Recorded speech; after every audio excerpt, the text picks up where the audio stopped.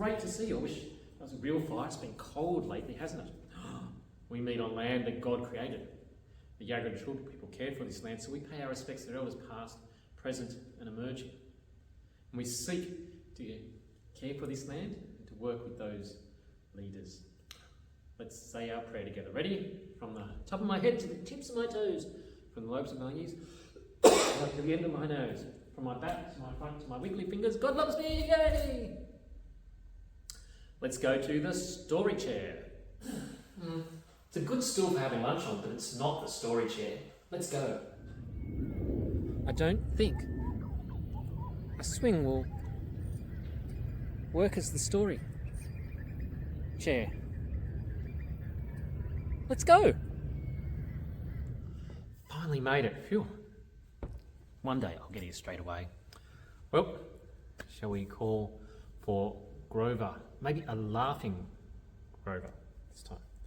Ready? 1, 2, 3. Grover! Oh, hey Richard. How's it going, Grover? Oh, all right. But I'm trying to do what the Bible passage says. Trying to do what the Bible... That's great. Grover, which particular things? Oh, well, it lists the things that the believers were doing, and so we should be doing. That's right. Can you remember them? Oh, they were focusing on the apostles' teaching. That's right. So the apostles were the ones who had travelled with Jesus and seen the things Jesus did, heard the stories Jesus told.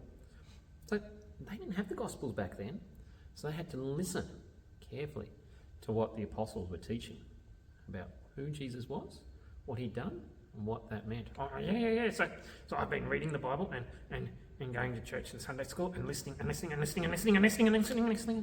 That's good, Grover. That's good. What else have you been doing? Fellowship. So they had fellowship, didn't they? And that's spending time together. It's one of the important things in church. Oh, like morning tea. Morning tea is important, not because it might be yummy food, but because we get to spend time with others and get to build friendships. We went on a brigades camp last weekend, and that was able to build friendships amongst those who come to brigades. And so it's important that we're spending time with each other and sharing with each other. Oh, yeah, I know. Yeah, so you might want to think about who you can share with it.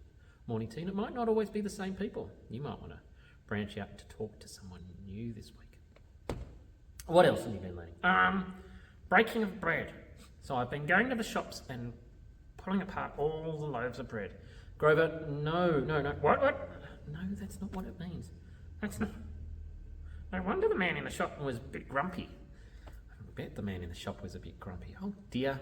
No, Grover, what that means is, do you remember when Jesus had his last supper with his friends? He took the bread and he broke it. He said, "This is my body given for you." Oh, so communion. That's right. We do communion regularly. As part of that, this is who we are. And this is how we reach out to others. We'll do communion this Sunday.